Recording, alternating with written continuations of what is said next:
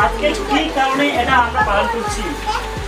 কারণ আমাদের ডক্টর সর্বপল্লী রাধাকৃষ্ণ তিনি একজন ছিলেন শিক্ষক এবং আমাদের ভারতবর্ষের দ্বিতীয় রাষ্ট্রপতি ছিলেন। তিনি আমাদের দ্বিতীয় রাষ্ট্রপতি ছিলেন ডক্টর সর্বপল্লী রাধাকৃষ্ণ। একদিন তার ছাত্ররা তার টিচারের কাছে আসে, বলে যে আমরা আজকে আপনার জন্মদিনটাকে পালন করব। কিন্তু টিচারটি অর্থাৎ ডক্টর সর্বপল্লী রাধাকৃষ্ণ বলেন যে আমার জন্মদিনের সাথে সাথে আমাদের ভারতবর্ষের যেগুলো শিক্ষক রয়েছে সবার দিন যেন একটি শিক্ষক দিবস হিসেবে যেন পালন করানো হয়।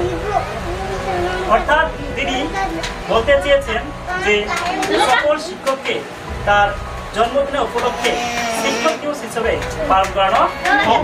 তিনি এই কারণটা বলেছেন কারণ তিনি জানতেন শিক্ষা হচ্ছে এমন একটা জিনিস জীবনের, শিক্ষা অর্জন করলে জীবনটা অনেক সুন্দর হয়ে উঠবে, তাই তো? আমরা যদি শিক্ষা অর্জন না করি তাহলে সামনে দিকে আমরা এগিয়ে পারবো না। যেমন শিক্ষা অর্জন করে কি করতে পারি আমরা? ডক্টর, ইঞ্জিনিয়ার, সায়েন্টিস্ট, যেগুলো অনেক অনেক বিজ্ঞানী সায়েন্টিস্ট হচ্ছে সব শিক্ষা নিয়ে। যদি আমরা পড়াশোনা না করি তো আমাদের ডক্টর, ইঞ্জিনিয়ার হওয়া সম্ভব নয়। আমাদের দেশটাকে উন্নত করতে গেলে অবশ্যই শিক্ষা প্রয়োজন, তাই তো?